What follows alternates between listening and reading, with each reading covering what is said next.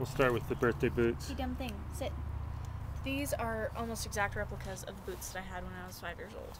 Oh wow, then it's perfectly appropriate on the day of your 19th birthday. What were we doing at this time last year? We went to New York on May 23rd, wasn't that when we left? What was your favorite part? Probably between the day I got to run around New York by myself was fun. Wait a minute. The day we went to... That was fun for me. When you got rid of me? I understand. I got rid of you. I'm it's just okay that with I got that. to explore. I'm okay with that. Yeah, that was pretty cool. My other favorite part was when we went to go see the Book of Mormon together. Sweet. Which was awesome. I liked meeting all of your New York friends. They were fun. They're trouble. They're all trouble. They're all trouble. They're so much fun. They were such nice people. And I got to meet famous people, so that was cool. So you graduated from high school. You went to... I tore up New York City with a head cold. New York City. You now Probably gave everybody my cold. Yeah. So you now have had a year out in the world, so to speak. So to speak. It's kind of a lot like being in school, but without the time suck. I don't know. With the school, most people notice a bigger difference. Yeah. You know, but I was emotionally and mentally gone from school for pretty much my entire last year. Like, I wasn't really there. Yeah. So. And now you have a job. I do. Yeah. So what are you doing? Working at a movie theater. Yeah? Cleaning up after human swine people who spill things everywhere and then feeding them. All right, let's do the stuff that we've been doing since you were 8. Okay. Favorite movie? Big Fish. Really? What'd you think of The Avengers? That was pretty good. Yeah. But my favorite movie will always be Big Fish. Yeah. Color? Orange. Pet? There's one over there. Hold on. See that black smear? Yeah. Yeah. Favorite implies that you have to pick one or the other, because there's that orange smear over there. There's the gold smear over gold there. Smear. I'm colorblind. It's orangey, you know. So, favorite pet? Pressure's on. Molly. Molly.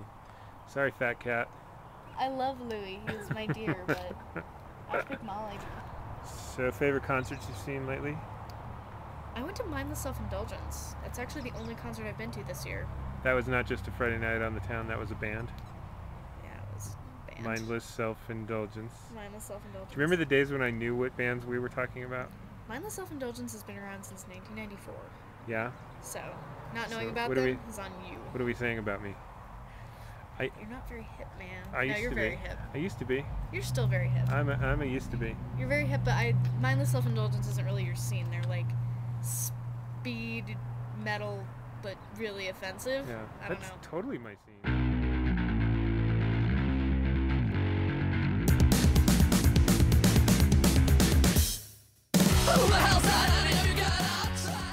You did get to go see American Idiot, though. I did, which was like a concert. Like, you know, for me, it was mostly about, like, reliving the experience of the first time I listened to the album. Like, and, you know, it meant so much to all the kids who were frustrated with, you know, politics at the time, who couldn't do anything about it because we weren't old enough to vote. Yeah. You know, that's who listened to that album. Right. You know, like, the adults have managed to screw up our government so badly, and this is how we feel about it. We used to be so much better at getting mad and staying mad for the right reasons. What's your ideal Friday night? Every Friday. Yeah. I have my friend Lisa over. Yeah. We either make dinner or order it out. Yeah. And we watch Supernatural. And then we play video games. Yeah. Or watch Doctor Who. Yeah. We do that every Friday without fail. The last time we did it 2 years ago, we had a long conversation about partying, drugs, alcohol, that kind of stuff. What kind of a social life are you living these days in those regards? I definitely have less of a stick up my ass nowadays. That probably hurts less. It does. It hurts less. It's more fun. Yeah. What does that mean exactly? I just am less judgmental about it, I guess. Like, it still isn't really my scene just because I'm a bit of a control freak, but yeah. Like, I'm not, if you're gonna do stupid things, I mean, come on, you're young, you're allowed to. It's Darwinism. If you die, then, you know, that's on you. Later on, you're gonna be joined by pretty much your core group of kids. How is it that you've managed to sort of to stay just with that same group of friends? The one enduring thing about us is, you know, the fact that we can always rally around one thing, whether it's one person or one cause or one interest. You know, we always find a similar point that can bring us back together. So what's going on in your world? There was this Carter kid the last time we were talking about. There was this Carter kid. We're still friends. Yeah. Are you dating? I don't know. Are no, you we're dating? not. We're not dating. And we haven't been for a very, very long time. We weren't even technically dating last May. Right. It was just that was the only way I could get him into my thesis defense an hour early was if I said that I was dating him because Larry was like, I don't want all your weird friends here. So I was like, oh, he's my boyfriend. It's okay. He wasn't actually my boyfriend. Okay. So. Are you dating anyone? No. At this point. All right. Working hard. And now we're still coming to you, YouTube, from the backyard of your childhood home, which means you're still here. Yep. What are your big plans for all the my stuff for the is fall? here. Yeah. All my stuff is here. Another thing that's changed is you're now officially old enough to vote for an election for the first time. You were old enough a year ago, but this will be your first election. It will. The country's 50-50, so I'm curious, which side of the ledger do you fall on? The not stupid one. So that's not specific, though. Who you gonna vote for? Obama. As opposed to who? Shit Romney. See, I was just trying to get you to say his name. You just wanted me to say shit Romney. Yeah, I want to see if YouTube will ban my video this year. What do you think this election fundamentally comes down to? What core issue? What do you think this is a choice between? Honestly, at this point, it's a choice between what's good for you and what's not. Explain. Okay, so, a lot of people who are not going to vote for Obama this year, their reasons are going to be because he said he'd do X, Y, and Z and he never got around to it. Yeah. And my response to that is, okay, so you wanted the whole cake. Instead, you got half the cake.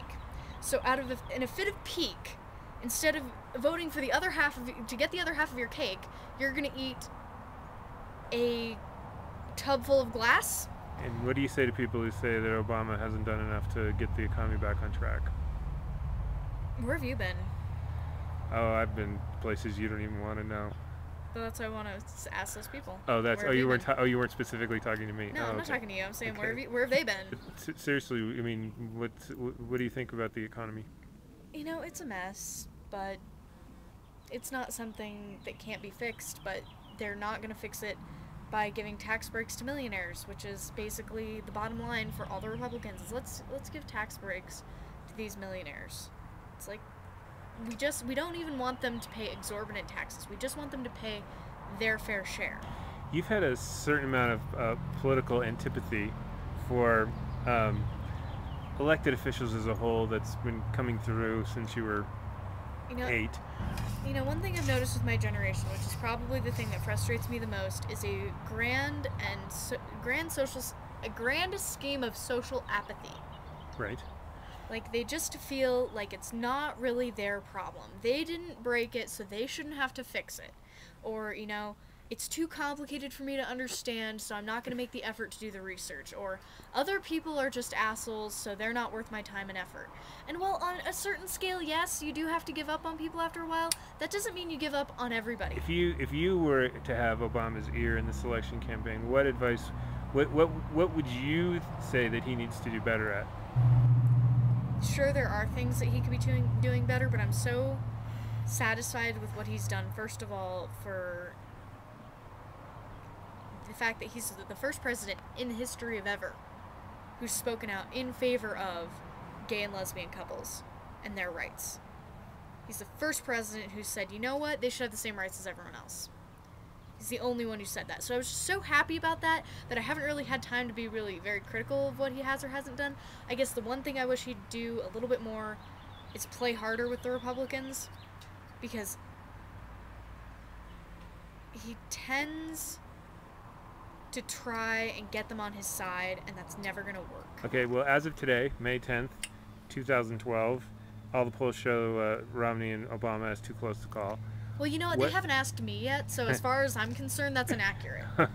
Well, let's just say the possibility exists. This is why they play the games and have the elections. Romney wins. How do you respond? Declare Armageddon. I asked you this question last time, and it's instantly become my favorite question, which is, let's say if 12-year-old Jaime had a chance to watch this video of 19-year-old Jaime, what would 12-year-old Jaime be most surprised to discover about the way you turned out? Well, she wouldn't be surprised about the tattoos. Let's take a look at that tattoo. This is an interesting... I better go left to right. Um, you don't even often see tattoos with words unless it says mother. I actually have more words planned for this arm. I'm getting all words up and down. Yeah. Well, tell us where these words came from. These words came from Cummings, who is not only my favorite poet, but my mom's. My mom is constantly emulating him by purposefully never only typing things as she says and thinks them, as opposed to what the proper, punctuation or capitalization would be. She types them so that way it comes out as she would say it, which is something that Cummings was famous for. Yeah. Was, only using punctuation in an artful and purposeful way.